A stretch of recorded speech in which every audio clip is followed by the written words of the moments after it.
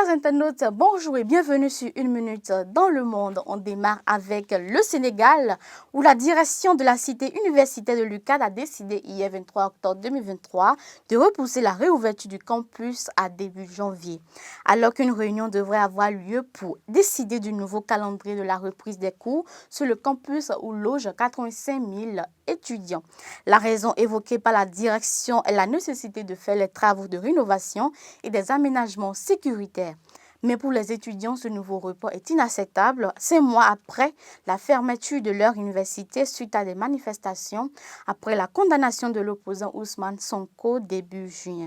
Une conférence de presse de l'amicale estudiantine qui se tenait sur le campus a été rapidement dispersée par la police à coups de gaz lacrymogène. Un tour au Mexique où la violence a tragiquement frappé hier lundi les forces de l'ordre. Au moins 24 personnes, dont plus de 10 policiers, ont été tués lors de 3 attaques dans 3 États du sud du Mexique, en proie à la violence liée au trafic de drogue selon les autorités locales.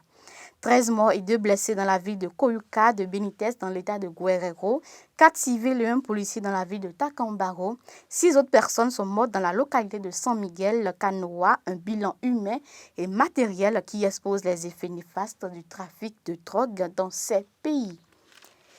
Au Brésil, Rio de Janeiro a connu un lundi particulièrement violent. Au moins 35 autobus et un train ont été incendiés dans des quartiers populaires de l'ouest de la ville après la mort d'un homme soupçonné d'être membre d'une milice lors d'une opération des forces de l'ordre. Ces brutales représailles ont éclaté après une opération de police qui, selon le gouverneur de l'État, Claudio Castro, a tué le neveu, le bras droit d'un chef de milice local portant un coup dur à l'une des plus grandes milices de l'ouest de Rio. Poursuivons avec le Pakistan où l'ancien Premier ministre Imran Khan a été inculpé 23 octobre dernier pour divulgation de documents classifiés, a annoncé la justice. En août dernier, il avait été brièvement incarcéré pour une affaire de corruption. L'affaire concerne le cadre diplomatique de l'ambassadeur du Pakistan aux États-Unis qu'Imran Khan a présenté comme la preuve d'un complot américain soutenu par les militaires pakistanais contre lui. Les États-Unis et l'armée pakistanaise ont démenti cette affirmation. À son disant, cette figure historique du mouvement du Pakistan pour la justice est poursuivie dans plus de 200 affaires. Et pour finir, une importante opération de secours est en cours au large des côtes allemandes ce jour pour retrouver des marins portés disparus à la suite d'une collision entre 2 cargos dont l'un a coulé.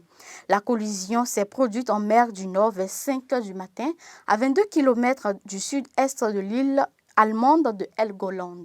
Une personne a pu être sortie de l'eau et bénéficie des soins médicaux. Plusieurs personnes sont portées disparues, ont précisé les secours maritimes de Cuxhaven, ville portuaire du nord-ouest de l'Allemagne. Les causes de la collision n'ont pas non plus été évoquées. Mesdames et messieurs, ce sera tout pour aujourd'hui. Merci de nous avoir suivis et à très bientôt.